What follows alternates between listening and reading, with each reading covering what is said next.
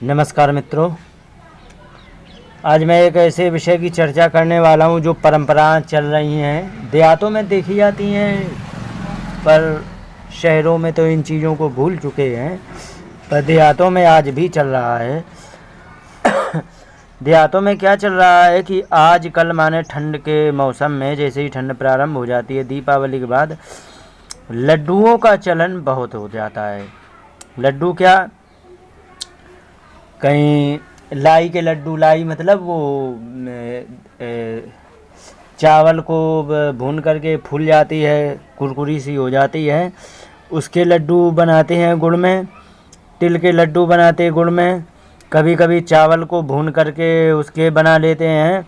और बहुत सारे लड्डुओं की परंपराएं हैं और जो कि केवल गुड़ में बनाए जाते हैं। गुड़ के लड्डू और गजक भी खाते हैं, तिली वगैरह के आदि के। तो ये लड्डुओं की परंपरा है, चलन है, और ये बहुत सदियों से चली आ रही है। और ये ठंड में हर घर में होता है, देहातों में। शहरों में जिनके यहाँ होता है अच्छी बात, नहीं होता तो चालू कर लें। इसके पीछे का कारण क्या है? तो देखो, माताओं को सबसे अधिक आयरन की ज़रूरत होती है, और आयरन की पूर्ति जिस माता को नहीं होगी उसको बहुत बड़ी समस्या बन जाएगी, क्योंकि उनको मासिक धर्म में जो ब्लड निकलता है तो उसमें आयरन की बहुत ज़्यादा आवश्यकता होती है। तो सर्दियों में गुड़ में आयरन, वैसे ही गुड़ में आयरन अच्छा होता है, चावल में भी आयरन बहुत अच्छा होता है, तिल में भी आयरन बहुत अच्छा होता है। तो इनमें आयरन अधिक होने के कारण इन गुड़ के लड्डुओं को, गुड़ के तिली के लड्डू हो चाहे मुरमुरा हो, वे लाई के, इन चीज़ों को इस्तेमाल करने से उनके आयरन की पूर्ति होती है। और यदि पुरुष भी करते तो उनको भी लाभ होता है, और उनको ब्लड की आवश्यकता ज़्यादा होती है। जो कमज़ोर लोग हैं तो वे लोग इसके इस्तेमाल करें, बहुत अच्छा लाभकारी होगा, बहुत लाभ रहेगा। और गर्मियों में इसलिए नहीं यूज करते क्योंकि गर्मियों में गुड़ की तासीर कुछ गर्म होती है तो थोड़ा सा दिक्कत देगी। लेकिन सर्दियों में गुड़ की तासीर गर्म है लेकिन मौसम ठंडा है तो वो मैच कर जाता है। गर्मियों में थोड़ा नाक से खून निकलने आदि की समस्या हो जाती। इसी में मूंगफली की गजक भी होती है, तो मूंगफली में भी आयरन होता है, गुड़ में भी आयरन होता है।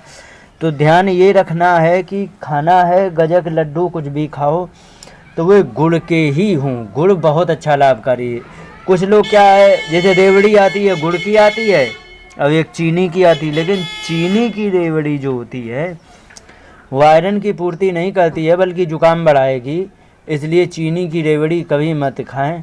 खाना है तो गुड़ की रेवड़ी, गुड़ के लड्डू आदि खा सकते हैं, बड़ा ही अच्छा लाभ रहेगा। तो इसमें खाना अति आवश्यक है। गर्मियों में चने के सत्तू हैं, उसमें आयरन अच्छा होता है। तो चने के सत्तू की तासीर ठंडी होती है और गर्मियों में ठंडी तासीर वाले ये चीज़ें तरावट ज़्यादा देती हैं, तो ये बढ़िया रहता है। तो गर्मियों का अलग विषय है, उसके बारे में मैंने बता ही दिया है, चने के सत्तू के खाने के बारे में। अब मैं बात करूँगा कि ये जो गुड़ के लड्डू होते हैं इनमें क्या है, चने के, कोई चने के भी लड्डू बना लेते, गुड़ और चने भी खूब खाए जाते हैं। तो ये सब वो ही चीज़ें को, और ये आयुर्वेद सम्मत है, परंपराएं पुरानी हैं। हम इसको यदि नहीं जानते तो इसके बारे में खोजबीन करें, ना कि जो ये कर रहे हैं उनको मूर्ख ठहराने का प्रयास करें तो अच्छा होता है।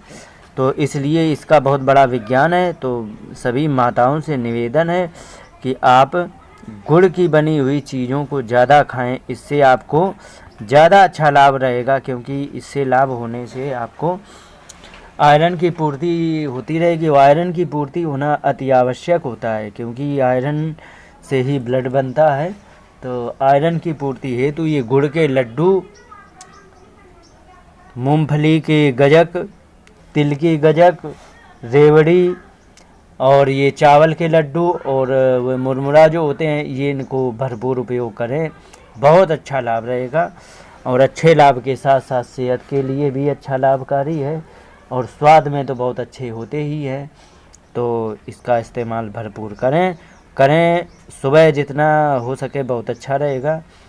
और बहुत सारी समस्याओं में लाभकारी। गुड़ तो बहुत चीज़ों में, जैसे कि किसी मासिक धर्म डिस्टर्ब है तो उसको नियंत्रित करने के लिए गुड़ बहुत अच्छी होती है। पेट की सफाई, जैसे कि बच्चा जन्म लेता है तो गर्भाशय की सफाई में गुड़ और घी, पानी, इनका इस्तेमाल अच्छी तरह किया जाता है, जिससे गर्भ की सफाई हो भी जाती है।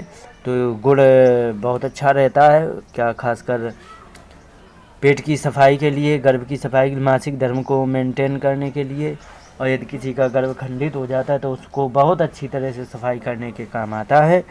इन्हीं शब्दों के साथ बात को विराम देते हुए नमस्कार, जय हिंद।